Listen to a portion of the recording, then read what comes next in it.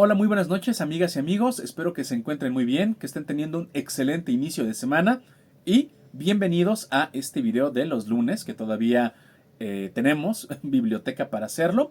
Y bueno, pues es este recorrido por las estanterías, por las secciones de la biblioteca y recomendaciones rápidas, pero espero que valiosas, sobre los ejemplares que tenemos aquí en la Biblia. Y bueno, recapitulando lo que vimos la semana pasada donde nos habíamos quedado, estuvimos a punto de terminar el recorrido por las estanterías de la editorial Valdemar, en esta ocasión con la colección de Club Diógenes. Entonces, si mal no recuerdo, nos faltaban ya unos poquitos ejemplares. Vamos a terminarlos y luego vamos a pasar a los ejemplares de dos maravillosas editoriales que, bueno, debería de tener yo más de esos ejemplares aquí en la Biblia, que es Cátedra y Alianza. No tengo tantos como quisiera, pero los que tenemos vamos a mostrarlos.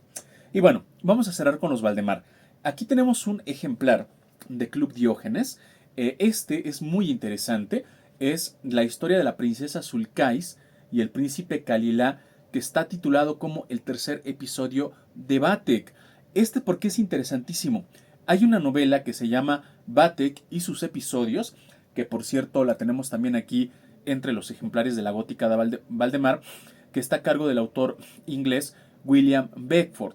Esta es una historia, en su momento ya la hablé cuando mencioné los ejemplares de Gótica, de terror, gótica como tal el género, pero con tintes orientales, muchos tintes y mucha temática que Beckford se inspiró de la mitología y de las leyendas orientales, particularmente hindúes o de Oriente Medio, para poderlo desarrollar. Bueno, pues en este caso, esa novela, el tercer episodio, quedó inconcluso por parte de Beckford, y Clark Ashton Smith, el gran Clark Ashton Smith, que brilla con luz propia y del cual hemos estado hablando últimamente bastante, tanto por los ejemplares que hemos visto pues aquí de las estanterías, como por la guía o estas sesiones de la guía temática de lectura de los mitos de Tulu, que ven que hemos estado subiendo en el canal.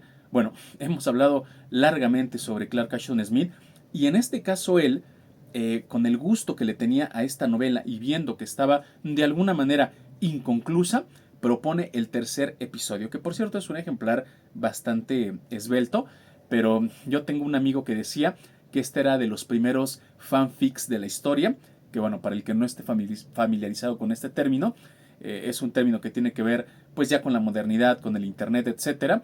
Un fanfic pues es pues literalmente a un fan no le gusta cómo termina una obra, quiere darle un final alternativo o quiere ponerle datos que no son oficiales del autor o simplemente quiere añadir algo al canon de la obra de cualquier autor, de pues, Stephen King, George R. R. Martin, del que ustedes gusten. Y pues ese fan se imagina algo, lo escribe y pues ahí queda, ¿no? Obviamente como algo no oficial, pero es una elaboración de un fan.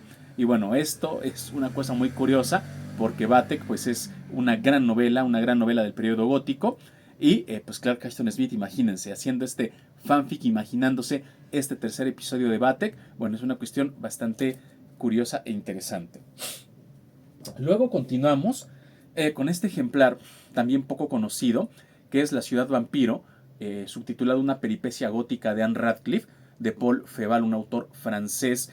Esta novelita es muy interesante y es muy divertida. Miren, yo lamentablemente no he tenido la oportunidad de leer Los misterios de Udolfo, que es la obra capital de Anne Radcliffe y es una de las obras o de las piedras angulares de la literatura gótica. Desafortunadamente lo he mencionado, es una obra prácticamente imposible conseguir Los misterios de Udolfo.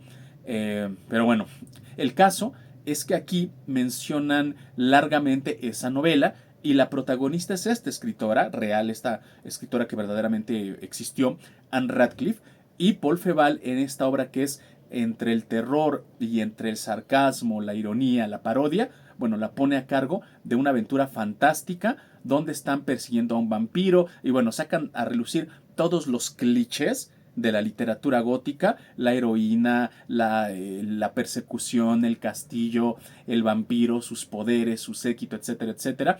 Pero curiosamente, y pese a las intenciones generales que tenía Paul Féval, que era precisamente eso, hacer un poquito de sátira, un poquito de comedia, de humor, exponiendo, insisto, todos estos lugares comunes de la literatura gótica. La verdad es que le quedó una muy original y muy buena novela de terror, con el final también muy clásico, muy convencional de muchos cuentos, sobre todo cuentos o relatos del gótico. Pero bueno, esta es una novelita muy interesante, yo la tenía reseñada en el canal anterior, pero bueno, si son aficionados del tema del vampiro, si les gusta la literatura gótica, yo creo que esta, a pesar de, insisto, de ese tenor un poquito paródico que tiene, es una gran lectura. Bueno, ahora vamos con un clásico victoriano, Charles Dickens, y esta magnífica antología que es El guardavías y otras historias de fantasmas. Este ejemplar, y digo, para aquellos que gustan mucho, que tienen conocimiento del catálogo de Gótica Valdemar, les va a sonar familiar que en Valdemar, y me parece que es en los primeros números, en los primeros tomos del Gótica, hay un ejemplar que así se llama, El guardavías y otras historias de fantasmas, de Charles Dickens, y déjenme decirles que es el mismo contenido. Digamos que solamente lo dividieron en formato de Diógenes y en formato Gótica. ¿Qué pasa con el de Gótica? Que el de Gótica lleva por lo menos, hasta donde yo llevaba la cuenta, 2 décadas, prácticamente 2 décadas, que está agotado. Entonces, encontrar ese ejemplar del guardavías, pues la verdad es que sí es una cuestión muy difícil. Ojalá Valdemar considere editarlo próximamente, como siempre lo digo, para que pues más personas podamos tener estos ejemplares. Pero si llegan a encontrar este de Club Diógenes, insisto, es el mismo contenido, la misma traducción, todo absolutamente, solo que en este formatito. Y trae algunas de las historias más emblemáticas de terror de Dickens, que se las voy a, creo que sí se las puedo comentar.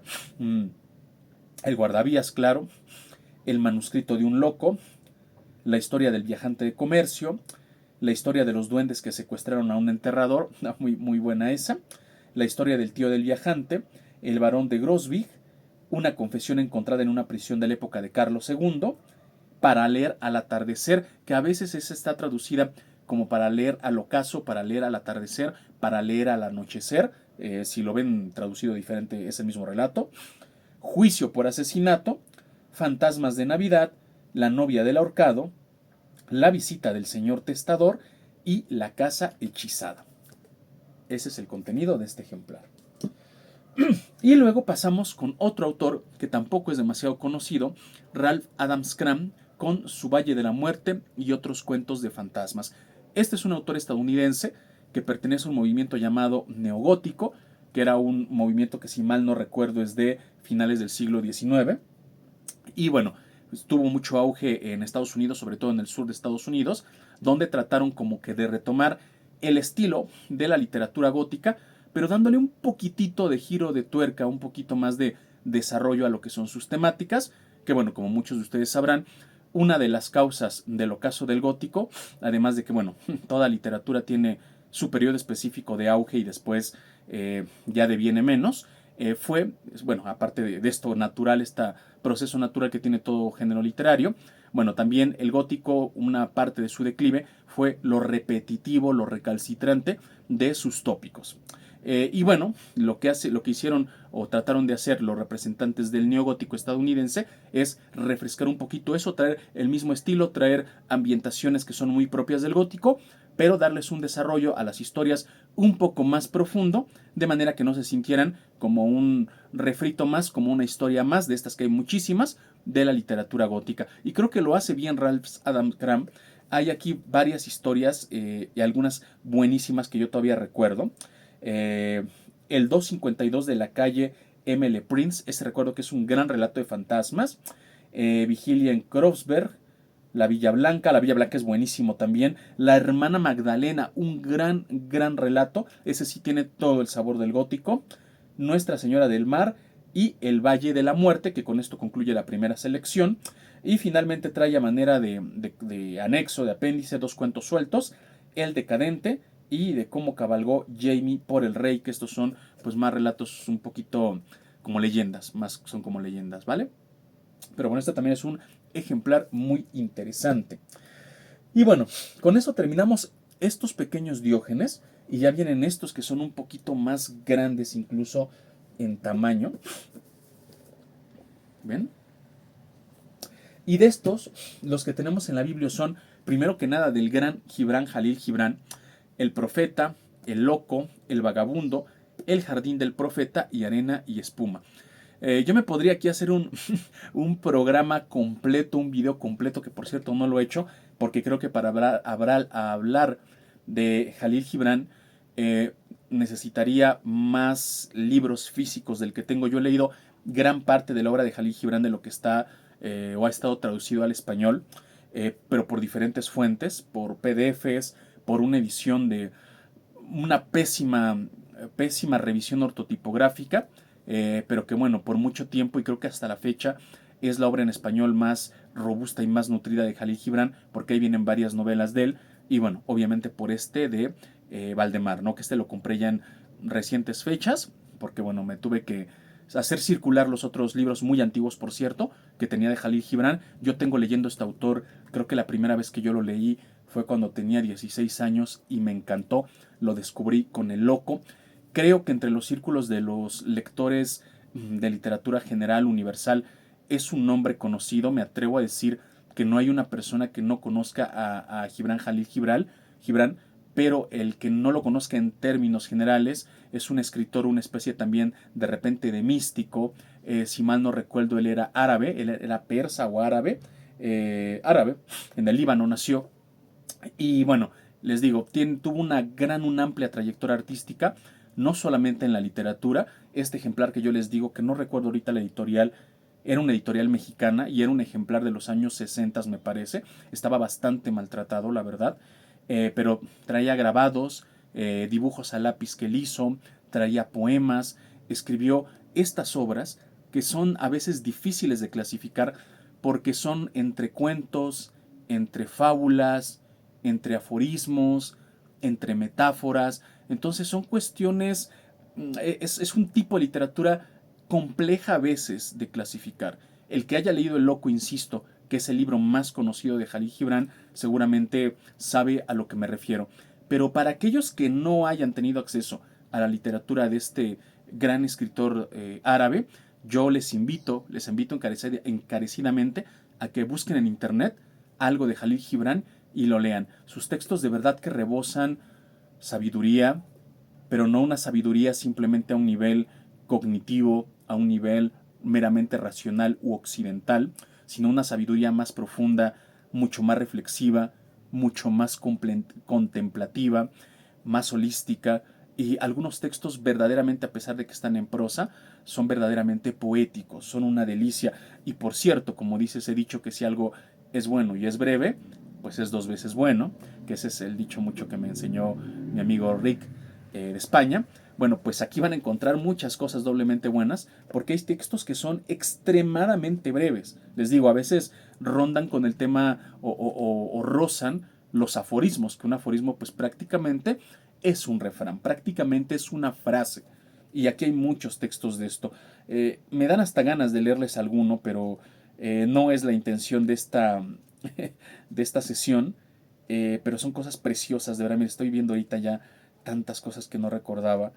La mayoría son de una página, dos páginas. Obviamente hay algunos más largos. Pero bueno, este ejemplar y este autor, Gibran Jalil Gibran, se los recomiendo ampliamente al que no lo tenga. Y pues para el que quiera adquirir algo que trae algo representativo de su obra, pues este ejemplar de Club Diógenes, que aparte está muy bonito y además me gusta mucho el color púrpura suave que tiene. Y pues recapitulo, ¿no? Trae El Profeta, El Loco, El Vagabundo o El Errante, también este se traduce como El Errante, en la traducción que yo tenía antigua traía El Errante, El Jardín del Profeta, que es una especie de continuación del Profeta, y Arena y Espuma. Preciosísimos, preciosísimos textos de aquí. Yo creo que después les voy a traer una reseña más profunda y eso va a ser como pretexto para que lo relea. Pero les digo, me pesa mucho porque tiene mucha más obra Gibran Jalil Gibran. Yo la leí en su momento. No me acuerdo qué relato. Hay un relato del que me gustaba muchísimo y venía en otro ejemplar que no era El Errante. No me acuerdo cuál era el ejemplar. Un libro, me refiero a un libro de él. Y traía unos cuentos bellísimos, ¿no? Pero bueno, ya no dedico más tiempo a esto, pero léanlo si es que no lo han leído. De Saki, ahora pasamos a Saki y con dos grandes libros. Animales y más que animales y las crónicas de Clovis. Saki es un gran autor, un autor tremendo. Es un autor inglés, británico, con un sentido del humor bastante cáustico, muy inteligente.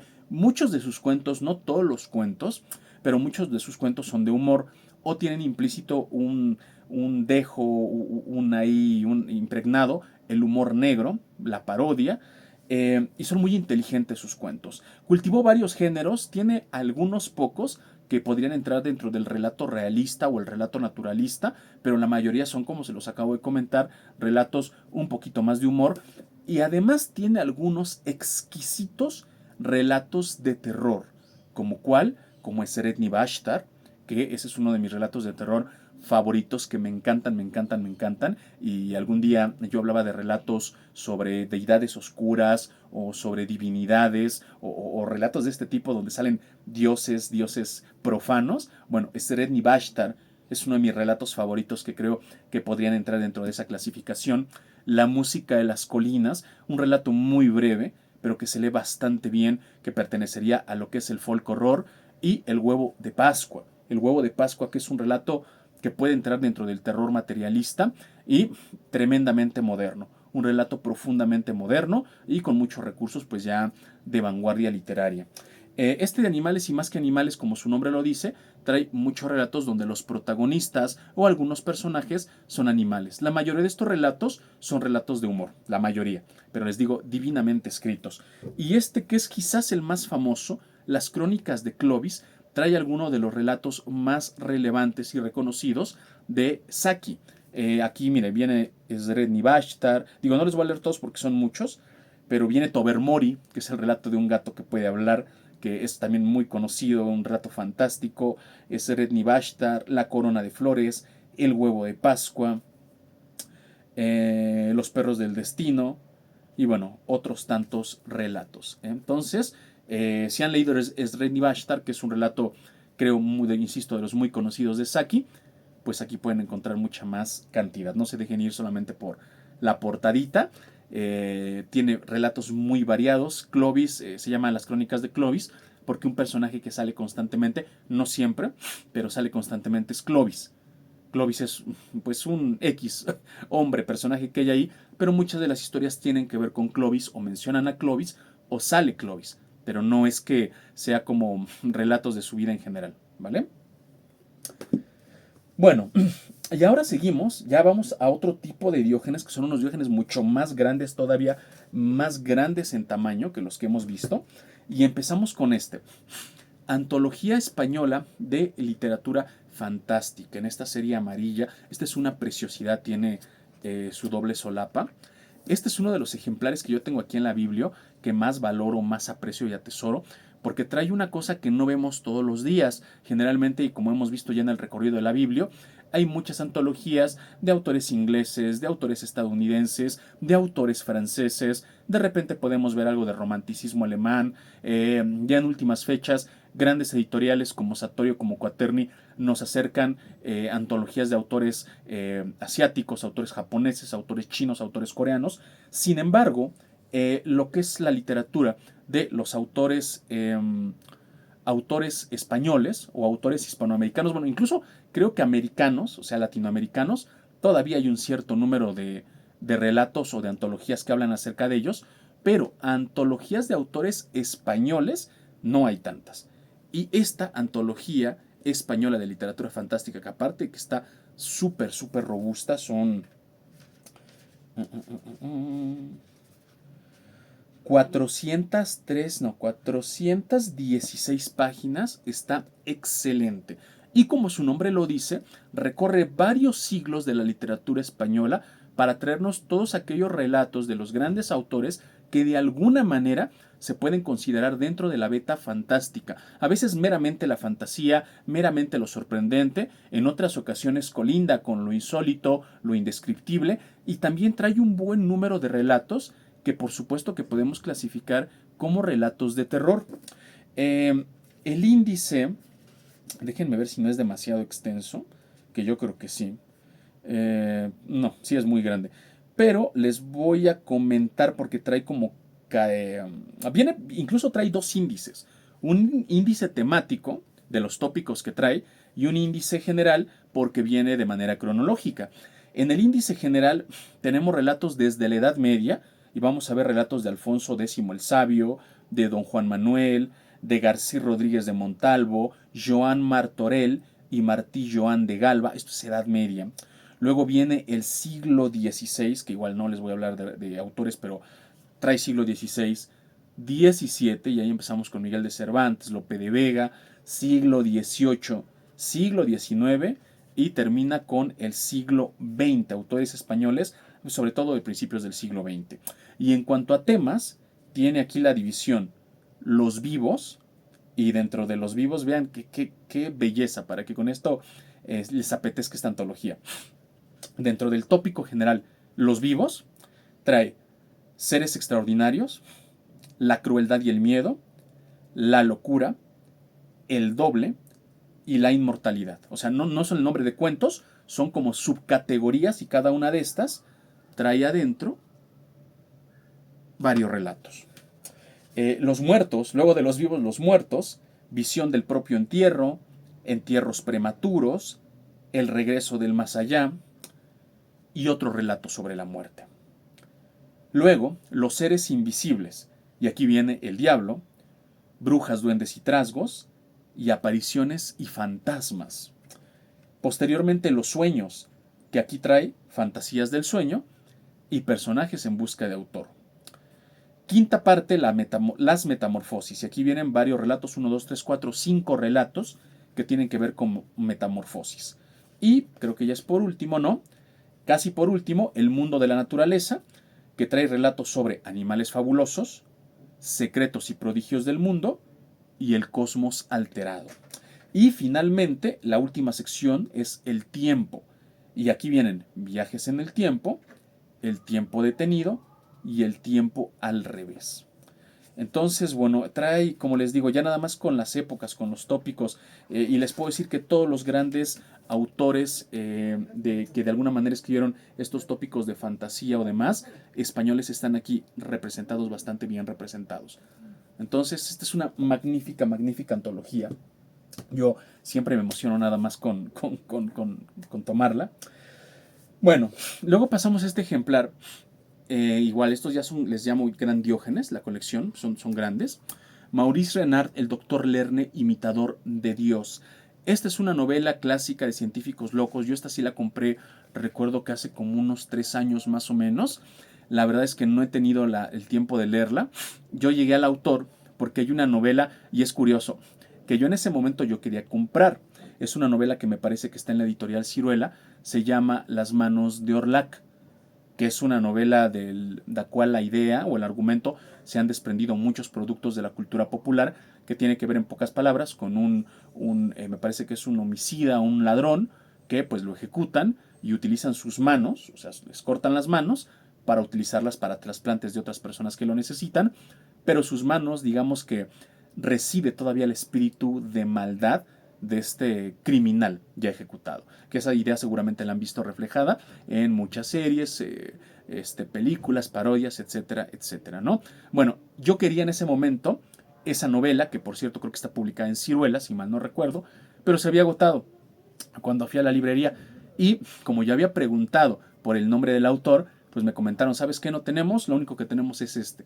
Y ya lo vi, le leí aquí, que bueno, les digo, es como igual, tipo de científico loco. Se ve que a Maurice Renard eso le llamaba mucho la atención. Y dije, bueno, me la voy a comprar, vamos a leerla. No la he leído todavía, pero bueno, pues aquí la tenemos en la Biblia.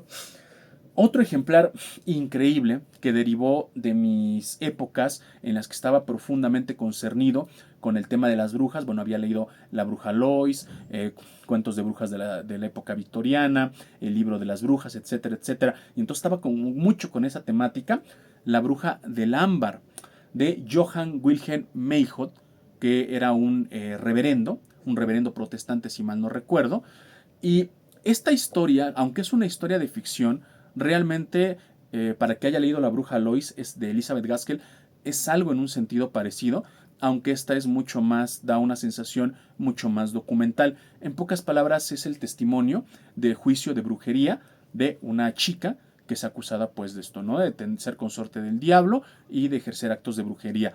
Es de ficción porque dicho juicio, porque dichos detalles que aparecen ahí como tal son inventados, fueron inventados por el autor. Sin embargo, como tristemente suele suceder en este tipo de textos relacionados con brujas, están inspirados en hechos reales y muchas de las cosas pues simplemente son tomadas de otros juicios y otros casos donde se juzgaron a estas chicas y las condenaron lamentablemente.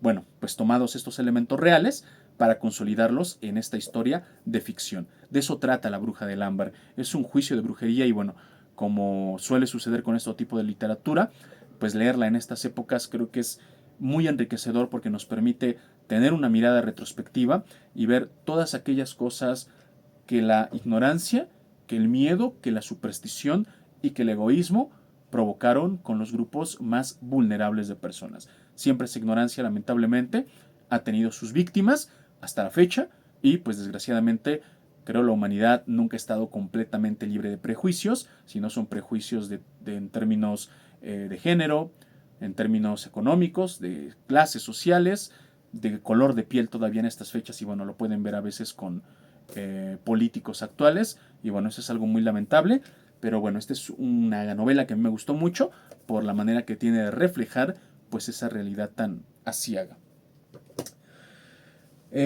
Luego de James Mangan, James Mangan, Una aventura extraordinaria en las sombras y otros relatos fantásticos. Este es un relato un autor muy poco conocido, James Mangan. Creo que también no lo he escuchado yo mencionar. Y pues cuando yo lo vi, ahora sí que vi este ejemplarcito, dije, a ver este Diógenes, vamos a ver este autor que tiene. Y me gustó, leí la reseña, decía que era un poco similar o tenía algunos rasgos en común con Edgar Allan Poe. Y dije, bueno, vamos a verlo. Me acuerdo que de este me he leído dos relatos. Creo que el de Láudano, el de las 30 redomas, ese no me lo leí. El hombre embosado, recuerdo que leí el del hombre embosado. Ajá, y el de una dosis de 60 gotas de Láudano. Esos dos relatos me parecieron buenos relatos de terror, tendiéndole mucho, como y bien lo decía la reseña, como al misterio, como al oscuro, como a lo gótico, poquito como al estilo de Edgar Allan Poe, sin claro entrar como que en el nivel que yo considero que tiene Edgar Allan Poe, pero se me hicieron relatos bastante correctos, entretenidos y diferentes, eso sí. Esos dos relatos que leí, el del hombre embosado y el de 60 gotas de Láudano, no se me hicieron nada parecido a cosas que yo hubiera leído, eso me gustó, pero bueno, obviamente todavía me falta más por descubrir este autor porque en general tiene 6, son 7 relatos, entonces bueno, me faltan todavía otros 5. Entonces bueno, este de James Mangan. Bueno, este no necesita presentación. El extraño caso del Dr. Jekyll y Mr. Hyde de Robert Louis Stevenson, que también aquí fue en esta edición tan bonita de Valdemar, donde lo leí por primera vez. Aquí nada más como dato curioso quiero comentar lo mismo que decía acerca de El guardavías de Dickens en Gótica, que estaba en Gótica, que está agotado, pero que es el mismo contenido en ese de Diógenes. Este es lo mismo. De hecho, hay un ejemplar de Gótica que se llama así, El extraño caso del Dr. Jekyll y Mr. Hyde y otros relatos de terror. El contenido de ese ejemplar es el mismo de este y trae obviamente la novela, más otros relatos que les voy a decir qué otros relatos son los que trae. Además del Dr. Jekyll, trae Janet la Torcida, un relato muy conocido, El ladrón de cadáveres, Marheim y Olaya. Y una introducción a cargo de Juan Antonio Molina Foix, que es el traductor de este ejemplar. Entonces, bueno, pues ese, les digo, no necesita presentación. Tremendo autor, Robert Louis Stevenson. Y bueno, pues aquí tenemos esta antología. Y luego, Antología de la Poesía Macabra Española e Hispanoamericana. Qué bonito ejemplar y también vean la portada. La verdad es que yo no soy de poesía. Creo que este es el único ejemplar de poesía que tengo aquí actualmente en la Biblia. Pero me gustó mucho el enfoque, bueno, cuando leí aquí atrás, que aunque son poemas, pero la mayoría de estos poemas cuentan historias. Narran historias, entonces, aunque son pues con este ritmo, con este verso, la mayoría, pueden leerse como historias de terror. Y vaya que lo confirme, trae poemas de muchos autores, como su nombre lo dice, de Hispanoamérica, que les voy a leer rápido algunos nombres, conocidos, porque no son todos. José Zorrilla, Vicente Riva Palacio, Gustavo Adolfo Bécquer, Manuel Acuña, José Guadalupe Posadas, Salvador Rueda, Manuel José Otón, Leopoldo Díaz, Ramón Valle Inclán, Rubén Darío, Luis Urbina, Carlos Borges, Antonio Machado, Manuel Machado, Leopoldo Lugones, Gabriela Mistral, Alfonso Reyes, Alfonsín Storni, Horacio Rega, Carlos Rivas, Horacio Quiroga ya lo comenté, Emilio Carreré, Ramón López Velarde, etcétera, etcétera. Tiene muchos autores y pues todos son obviamente poesías, pero les digo, lo que me gustó y que lo confirmé es que muchos o la mayoría de estos poemas pues son realmente como historias y todos versan sobre estos temas macabros, sobre la muerte, sobre los fantasmas, apariciones, lo siniestro, ocasionalmente la tristeza, la melancolía, también de vez en cuando sale ese tema, pero la mayoría se pueden leer en serio como historias fantásticas y por eso fue algo que me encantó. Además, antes de cada uno de los relatos viene como una reseña del autor, la época, el nombre, la época y un poquito de su obra. Entonces, pues con esto muchos autores, muchos poetas que seguramente no nos van a sonar, pues aquí los vamos a conocer un poquito de su historia. Bueno, y con eso, ahora sí ya terminamos todos los Valdemar. Por aquí creo que anda un mosco. Con eso terminamos todo, ahora sí, todos los Valdemar, todos los Club Diógenes, los de esta colección. Y vamos a pasar, que creo que sí nos da tiempo, a los ejemplares de Cátedra, Editorial Cátedra, esta editorial preciosa, inmensa, que antes de empezar a abordarlos, bueno, creo que todos, me atrevo a decir que todos los lectores en español tienen en su biblioteca o cualquier biblioteca que se precie de tener lo mejor de la literatura, al menos un ejemplar de Editorial Cátedra. Es una editorial española, es una editorial con un robusto y muy, muy amplio catálogo. Tiene varias colecciones, de las cuales ahorita vamos a ver algunas. La más famosa, sin duda, y la más nutrida, Letras Universales, que como su nombre lo indica, tiene obras en general de literatura universal, sobre todo los grandes clásicos, pero no se limita a eso, porque también tiene obras de teatro, tiene fábulas, tiene obras de fantasía, etcétera, etcétera, obras infantiles, pero bueno, es un catálogo de letras universales en el sentido de que, bueno, pues cualquier lengua puede estar ahí representada, el inglés, el ruso, recientemente sacaron un ejemplar de cuentos chinos, etcétera, etcétera. Tiene otra colección que es Letras Hispánicas, que como su nombre lo indica, es de autores obviamente de lengua castellana y en eso es en lo que se diferencia de Letras Universales. Y tiene todavía otras más, Biblioteca Áurea, que es una edición de lujo, son me parece los cátedra de más lujo que hay, entre comillas, ahorita vamos a ver por qué, y Letras Populares, que también son ejemplares muy robustos, de doble solapa, muy bonitos, y que ese catálogo sí que se viene renovando bastante, con bastante frecuencia. Sí que encontramos nuevas ediciones, me parece que por lo menos cada 2 años. Entonces tiene varias colecciones. ¿Qué es lo importante? ¿Qué es lo más destacado de Cátedra? Bueno, además de que tiene excelentes traducciones, pero excelentes, preciosas traducciones en muchos de los títulos que maneja Cátedra, en muchos, yo me atrevo a decir que maneja las mejores traducciones pues del ámbito literario en español, superando en algunos casos a titanes como Alba Editorial. Ahí donde comparte edición con Alba, que suele pasar, por ejemplo, en las obras de Dostoyevsky, las traducciones de Cátedra pueden ser mejores que las de la misma Alba, o las de Alianza, o en algunos ejemplares que colinda con, o que comparte el título con Valdemar, o con cualquier otra editorial que ustedes quieran poner. Y además de esto, además de lo maravilloso de las traducciones y lo actual que son sus traducciones, tiene un aparato crítico, que esto creo que es la única editorial en español general, o sea, sin irnos a textos especializados, textos filosóficos, ejemplares bilingües, que bueno, esa ya es otra categoría de textos, porque son ediciones ya de estudio, ediciones comentadas, ediciones anotadas, etcétera, etcétera. Ya su alcance y obviamente su precio, pues ya está en otra categoría, ¿no? Esas las hacemos a un lado, ese tipo de ediciones especializadas, pero digamos que dentro del catálogo general, global, de obras en español, Cátedra es la única editorial que incluye en todas sus ediciones lo que bien podemos llamar con toda justicia un aparato crítico. ¿Qué es un aparato crítico? Pues es un cuerpo de textos que acompañan una obra en general, en este caso digamos una novela, que incluye prefacios, incluye introducciones, biografías breves de la vida del autor, detalles acerca de esa edición en particular que vamos a leer, notas a pie de página, notas al final del texto, apéndices, mapas, índices onomásticos, glosarios, etcétera, etcétera. Obviamente un aparato crítico pues varía enormemente de una edición a otra y dependiendo de qué tipo de texto sea, pero guarda o posee estas características generales que les he enseñado. Y bueno, hay que ser honestos, hay muchas editoriales caras, buenas, pero costosas, que a veces ni siquiera un prólogo de una página incluyen, sino que directamente uno abre el libro y ya viene SAS la obra completa, lo cual no está mal, porque insisto, y esto lo he dicho en otros videos, y uno de los videos que tengo pendientes es cómo elegir una buena edición, ahí lo voy a retomar.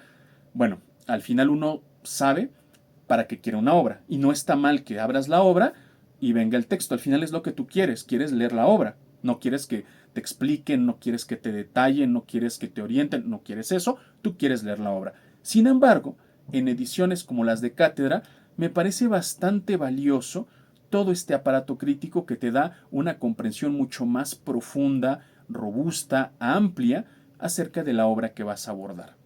Entonces, bueno, dicho sea esto, aquí tengo mis ejemplares de Cátedra. Estos son los de Letras Universales para el caso raro de que quien no los conociera. Son estos de color blanco. Estos sí son de tamaño de bolsillo, 100% de bolsillo. Y este ejemplar, bueno, Alicia en el País de las Maravillas y A través del espejo de Lewis Carroll. Hay muchas ediciones de Alicia en el País de las Maravillas, muchas y algunas buenísimas, como la anotada de Acal, como la preciosa con ilustraciones de Valdemar. Y bueno, esta yo la elegí particularmente por la traducción y porque es una edición comentada. Esta sí que es una edición comentada. Y voy a leerles una parte que aquí comenta esta. Esta edición comentada de Alicia Alicia en el País de las Maravillas a través del espejo es la primera en español que acentúa el punto de vista lógico y lingüístico. La evidencia de que la lógica de la imaginación implícitamente contenida en los cuentos de Alicia es la misma que el autor hizo explícita en sus ensayos lógicos, quizás ayude a atisbar algo más el misterio de ese fascinante genio creador del disparate lógico y lingüístico. Y cierto, las notas que vienen aquí hablan o hacen referencia a muchos ensayos y trabajos de Lewis Carroll, que tenía mucho este tema de las matemáticas, de la lógica, y obviamente esta obra es difícil en general para cualquier editorial porque tiene muchos juegos de palabras. Y obras que tengan muchos juegos de palabras son muy difíciles, casi a veces insalvable el preservar el sentido cuando se pasan a otro idioma. Entonces, de por sí esta obra, aunque es considerada para niños, y bueno, sí era para niños, pero guarda una complejidad muy grande por ese tema lingüístico, por ese tema de los juegos de palabras, de la simetría en los textos. Entonces, bueno, qué mejor, en mi caso, que tener esta edición comentada, que como les decía, tiene muchísimas notas, el prólogo, la bibliografía, bueno, tiene unas cosas preciosísimas en las notas para poder entender mejor este clásico. Luego, esta obra, que de hecho si ven aquí el separador puesto, es porque la he estado releyendo, la había dejado de lado un poquito porque ya desde hace tiempo les dije que les debo la reseña. Matilda de Mary Shelley. Hay dos, hasta donde yo sé en español hay dos ediciones de Matilda, uno de Nórdica Libros, que esa también la tuve, la obsequié hace poco que fui a Ciudad de México, y esta de Cátedra, que como ya lo acabo de mencionar, bueno, tiene toda la información, todas las notas, todo el contexto, que en este caso son pocas notas a pie de página, pero realmente la introducción es lo que es muy valioso para comprender el contexto en el cual fue escrita esta obra de Mary Shelley y por qué hasta hace relativamente muy poco tiempo nadie la conocía. Pero bueno, eso ya se los contaré en la reseña. Esta preciosa edición de Matilda, aquí la tenemos. Les decía, esta es una edición, me parece que de hace 2 años apenas. Déjenme les digo el año del 23. Cuentos fantásticos chinos. Esta edición, que bueno, ya saben que a mí me encanta la literatura asiática, la literatura oriental. Seguro se los voy a volver a enseñar cuando reseñe la repisa de literatura asiática. Pero bueno, cuentos chinos en español es muy difícil incluso entre editoriales especializadas como Satoyo, como Quaterni, tener algún compendio de cuentos chinos. En EDAF sí que tenemos un ejemplar de 101 cuentos chinos clásicos. En Cuaterni tenemos cuentos y leyendas de China. Pero bueno, para lo que es el enorme acervo y la riqueza cultural de este país, bueno, pues la verdad es que 3 ejemplares en español son muy poco, pero afortunadamente pues los tenemos. Y estos cuentos en particular están orientados al tema fantástico. De los ejemplares que les he mencionado de Cuaterni y de DAF, no siempre es así. Tienen cuentos en general, algunos temas moralizantes, algunos temas de fábulas, que eso es un tópico común en la literatura china o en la literatura asiática en general. Pero aquí en este caso son todos cuentos que tienen que ver con temas fantásticos, con lo sobrenatural, con lo insólito. Entonces este sí que es un ejemplar más en el tenor de, pues, de los que nos gusta el terror, la fantasía, etc. Bueno, luego pasamos a estas 2 novelas tremendas. Bueno, esta es una antología pequeña de Franz Grillparzer, El monasterio de Sendomir, El pobre músico y escritos sobre Beethoven. Es un ejemplar muy esbelto. Este ejemplar, que la verdad lo he estado reservando para leerlo en algún momento muy especial, no lo he leído, y sobre todo el que quiero leer es El pobre músico, es gracias a la recomendación de mi querida amiga Joana, que en su momento ella lo leyó. Me dijo que le gustó mucho ese cuento del pobre músico, y bueno, como tiene que ver con todo este tema de las artes, la música, etcétera, bueno, es un tema valioso, importante, es un tema que me gusta mucho, pero bueno, se los comento porque tampoco lo he escuchado mencionar mucho, este ejemplar. Y de nuestra queridísima Vila Cáter, de la cual ya he hablado largo y tendido cuando revisamos su ejemplar de Alba, de los cuentos, los libros de cuentos de Vila Cáter, y les dije que había varias novelas afortunadamente de Vila Cáter, El último canto de la Alondra, Pioneros, Mi Antonia, etcétera, etcétera. Y una novela que yo tenía muchísimas ganas de leer, La muerte llama al arzobispo. Porque, y esto les va a parecer muy, muy tonto, muy curioso, a mí yo les he mencionado que me gusta mucho el tema de la criptozoología. Me gusta mucho el tema de los supuestos criaturas, los críptidos que no se han descubierto, el diablo de Jersey, el monstruo del lago Ness, Bigfoot, chupacabras. Bueno, y yo sé que algunas personas, y están en todo su derecho, estas cosas les causan risa, lo ven más con risa, pero pues a mí es algo que me distrae, es como dirán por ahí, un gusto culposo. Frecuentemente me la paso viendo videos de criptozoología y todo esto, documentales. Eh, y en uno de estos videos de criptozoología de un canal muy bueno, por cierto, que les recomiendo, se llama Nastras Tomacerus, hablaban de la leyenda o los avistamientos de serpientes gigantes en Nuevo México, de serpientes de cascabel gigantes de proporciones monstruosas que supuestamente a lo largo de la historia han sido avistadas en Nuevo México.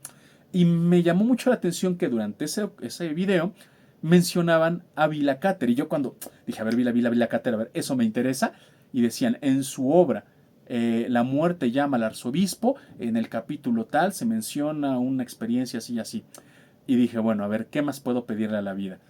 Una historia fantástica de serpientes gigantes en el desierto y leer algo de Vila Cáter. Entonces, bueno, pues tuve que hacerme de este ejemplar, que le agradezco mucho a mi amigo Rick por habérmelo conseguido y habérmelo enviado. Este ejemplar nunca lo he visto aquí en México, es más, ni siquiera lo he visto en catálogo, ya no digan en stock, ni en catálogo yo lo llegué a ver ni en el péndulo, ni en el sótano, ni en Gandhi, ni físicamente en ningún lugar. Entonces, pues agradezco que desde España me lo haya podido hecho llegar.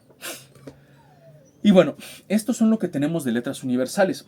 Esta es la otra colección que les digo, letras hispánicas, que pues básicamente cambia un poquito el formato de la foto y demás, pero sobre todo el color negro es lo que cambia. Esta es la antología del cuento español del siglo XVIII. Esta edición sí me interesó muchísimo a mí tenerla, porque, bueno, como saben ustedes, aquí en la Biblia, una de las cosas que más nos gusta son las antologías. Eso ya lo he hablado largamente desde que empecé a mostrarles las estanterías hace 6, 7 videos que empezamos a hacerlo, y les decía, me encantan los cuentos, me encanta la narrativa breve, cuentos temáticos, cuentos de época, cuentos de autores, de autoras de esta latitud, asiáticos, africanos, europeos, americanos, pero como que a mí me enriquece muchísimo toda esa narrativa breve. Por eso también, se los he dicho, no estoy tan habituado a las novelas, que es un gran tópico, ¿no? Sino la narrativa breve y sobre todo la narrativa temática, ¿no? O por época. Y uno de los huecos que yo tenía, pues era esto, cuento como les he mencionado, cuento español y, en este caso tan particular, del siglo XVIII.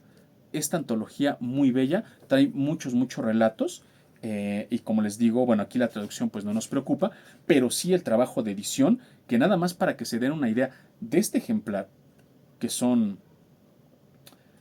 339 páginas, 339, nada más de introducción, de notas preliminares, de bibliografía y de información sobre la edición como tal, son 99 páginas. Para que se den una idea del esfuerzo que le pone Cátedra, el amor, el rigor, el respeto a sus lectores que le pone a sus ediciones. Entonces, esta belleza. Y bueno, ahora damos un giro, un pequeño giro, y vamos a ver otro tipo de ediciones. Estas son las de más lujo desde mi punto de vista, de Cátedra. Se le llama Biblioteca Áurea o Ábrea. Yo le digo áurea por el tema del oro, de lo dorado, porque de verdad son unas cosas impresionantes. Miren, yo tengo dos. Esta, que es la narrativa completa de Edgar Allan Poe. Y en esto me daría para hacer un video completo discutiendo, porque es una pregunta que muchas veces en vivos, en comentarios, cuando he mostrado este ejemplar, siempre viene la misma pregunta. ¿Cuál es la mejor edición de los cuentos completos de Poe? ¿Cuál es la mejor? Y claro, seguramente ya están pensando en su otro acérrimo rival de esta, que son los cuentos completos de Páginas de Espuma. Ojo, que ya hay dos ediciones. Una, que es la edición antigua de hasta hace, me parece que 1 año y medio, 2 años, que tiene a un Poe como posando con los brazos cruzados en la esquina de la portada.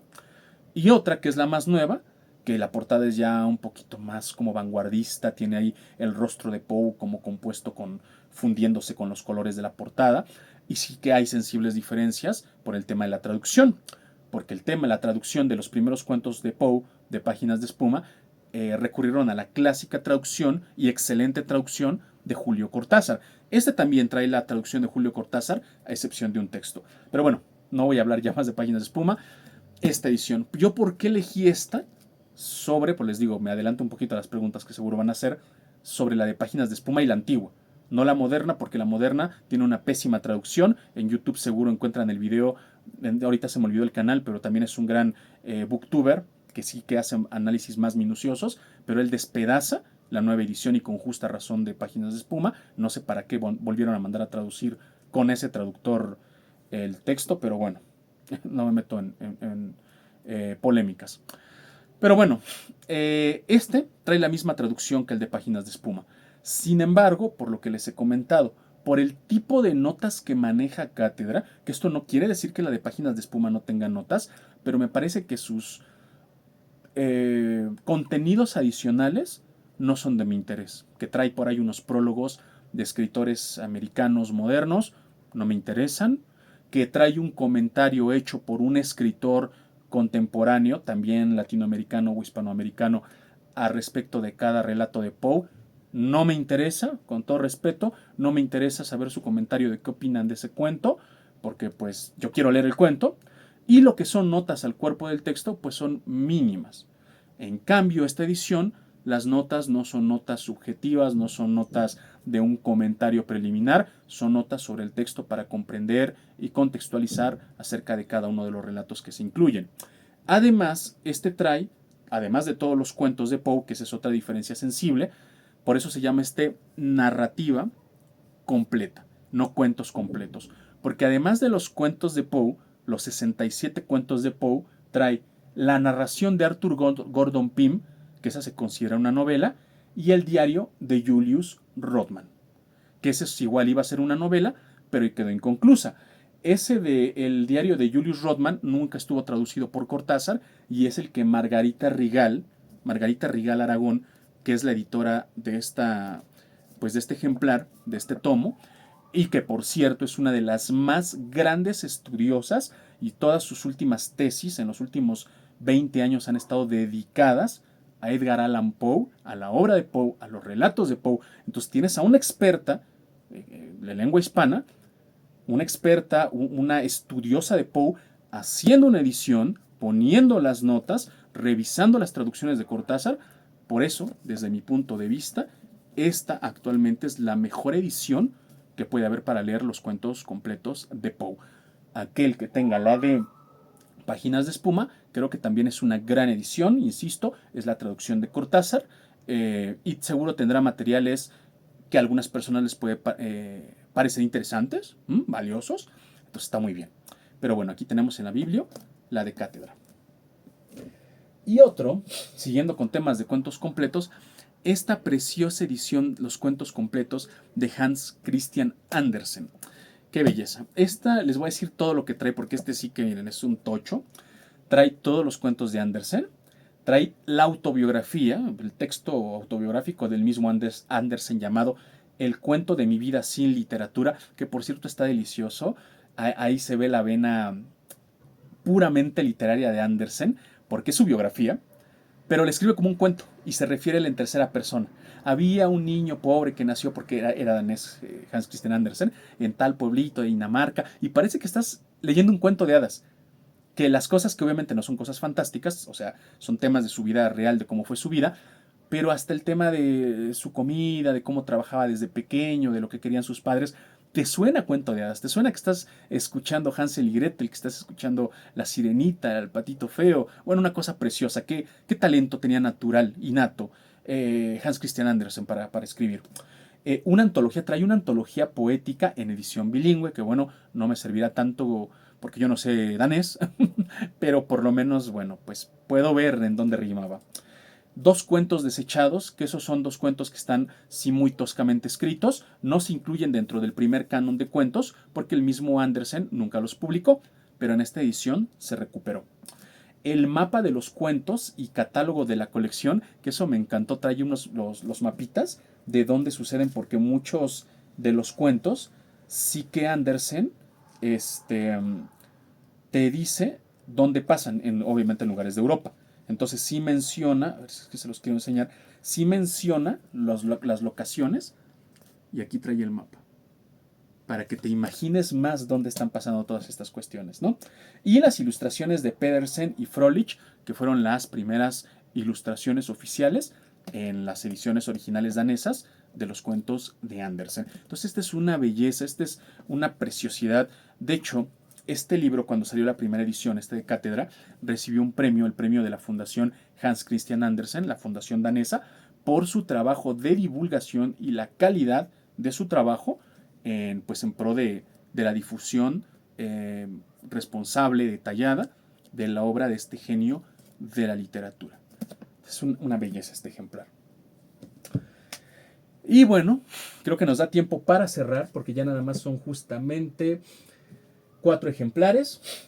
Esta es una colección muy rara, porque yo casi no la he visto. Se llama Mil Letras. Creo que de hecho fue una colección conmemorativa de Cátedra. Y bueno, no se dejen llevar por la... aquí tengo la Metamorfosis y otros relatos. Está muy maltratado el guardapolvo. Pero si le quitamos este guardapolvo maltratado, nos queda esta belleza. Es una verdadera belleza. Ojalá Cátedra hiciera más libros así, esta preciosidad. Este es la Metamorfosis y otros relatos.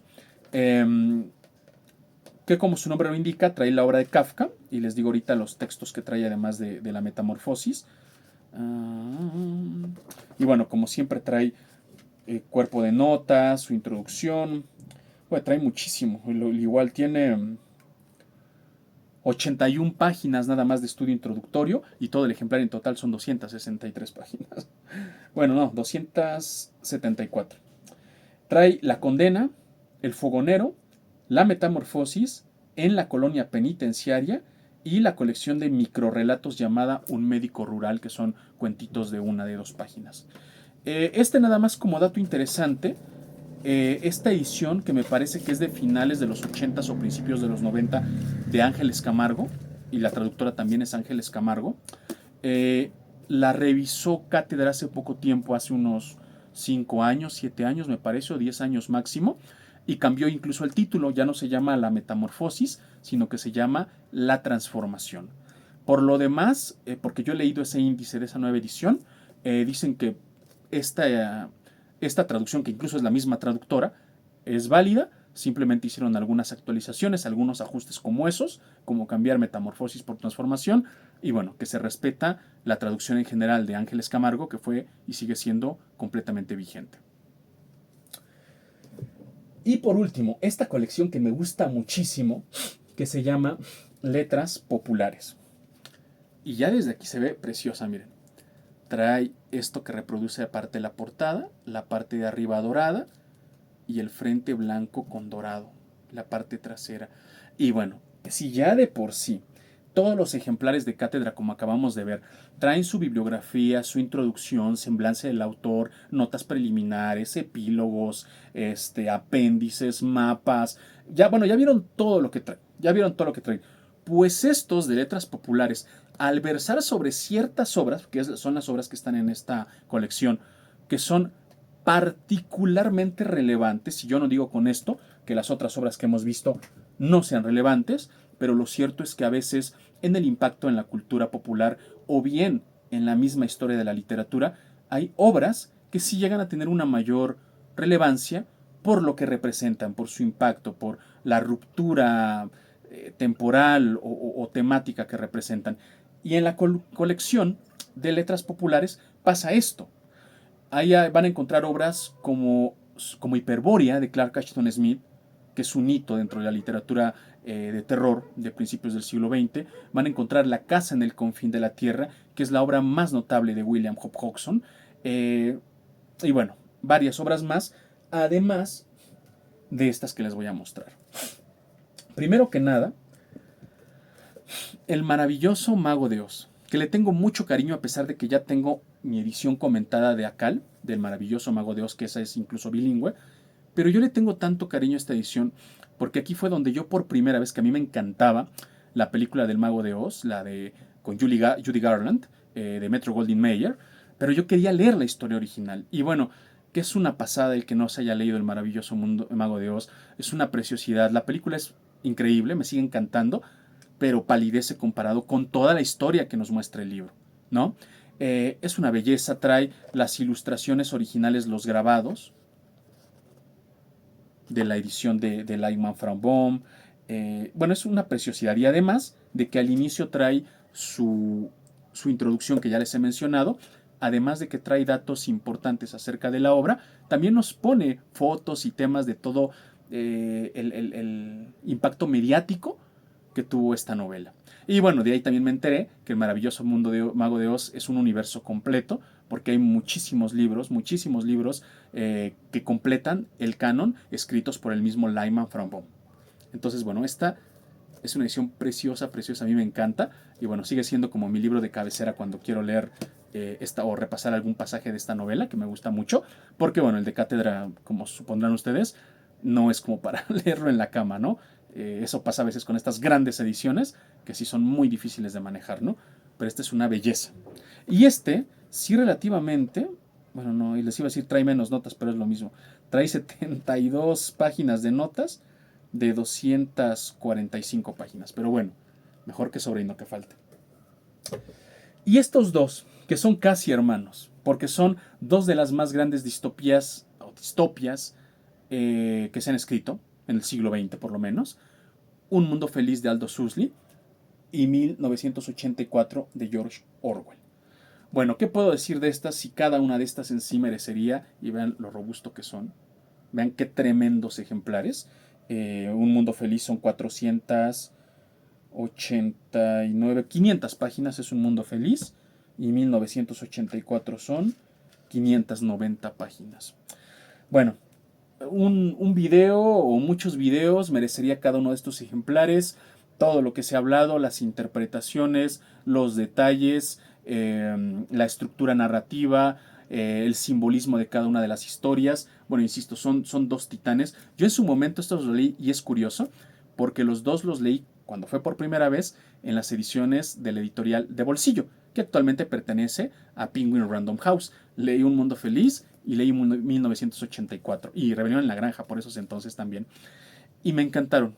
Yo recuerdo, me queda, eso se los quiero platicar, más que hablarles de esto que no en esta presentación, pero me acuerdo que en su momento, que no los leía al mismo tiempo, pero me los llevaba al trabajo, y tan así me atraparon esas lecturas, que recuerdo que ya que día yo estaba esperando que diera la hora de de la comida, no para comer, sino para ir rápido a la cocina y en lo que, no sé, en 15 minutos comía, para que los otros 40 minutos salía por ahí por una callecita que había cerca de mi trabajo y leer, y leer.